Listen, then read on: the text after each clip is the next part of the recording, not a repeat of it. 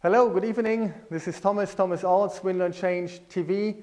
I just arrived from Manchester into Frankfurt, then in the rented car here, driven to Rückersbach in the middle of Germany.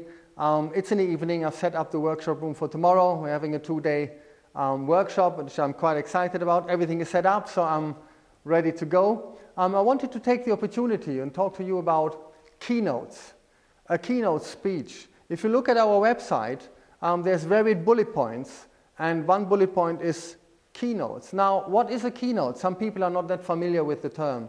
A keynote would be typically 45 minutes, maybe an hour, speech on a conference or in an annual meeting, a kickoff meeting, a gathering of participants, of delegates, of employees, where the keynote then is the highlight of the day or one of the highlights of the day and underlines the message of the decision makers to the field. It can be highly effective, highly engaging, a lot of fun.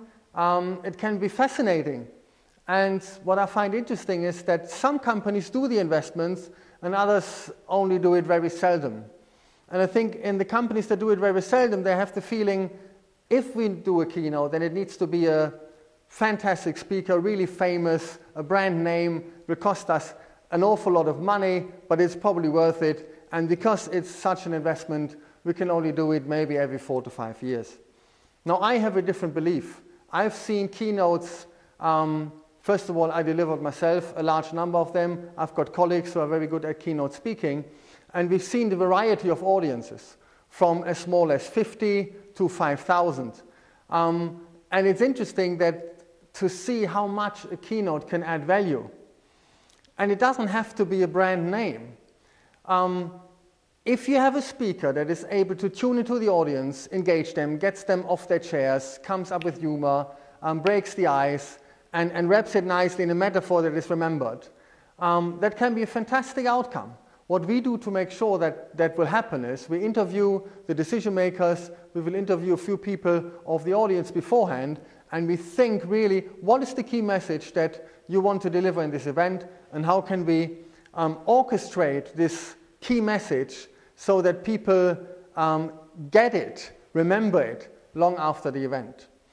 If we charge for a keynote, we typically charge a normally daily rate.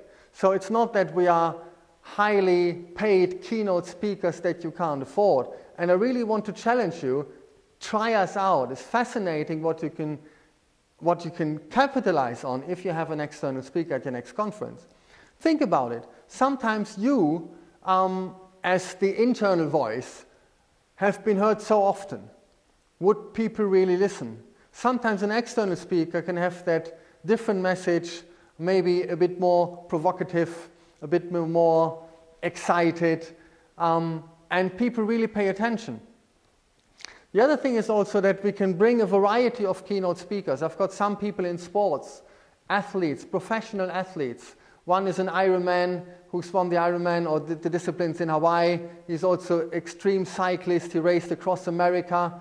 The race across America is one of the toughest races that is out there. And he's also a keynote speaker and an executive coach. Another person I know, a colleague of mine, is a gold medalist in rowing. In Sydney in the Olympics, he's won the gold medal with his team. And those speakers are fascinating. So we can also bridge the gap to those people and get them on board if you want such type of speakers. The main point is this. Look at this smiley here. That to me is a perfect illustration of a keynote speaker, of what a keynote speaker can do. But not so much there's an external speaker. He came, he motivated us, he was really great, it was funny, and then he went again. No, that's not the external person. That's the internal voice of the participants. That's what I want to awake when I speak to them.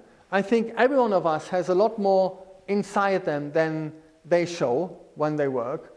And there are exceptions, of course, but there's a lot of potential there, and that you can tap into if you get the right message in the right circumstances to the audience. Also bear in mind, 50 people, 150 people, 5,000 people, the energy that is there, you can capture on that. Think about your next conference. How much did it cost you to fly everyone in, hotel them, wine and dine them, as the English say, yeah? How much does it cost? What would be another daily rate of a trainer, coach, consultant on top to have that highlight in your next convention? I think it's well worth it. I've seen it happening.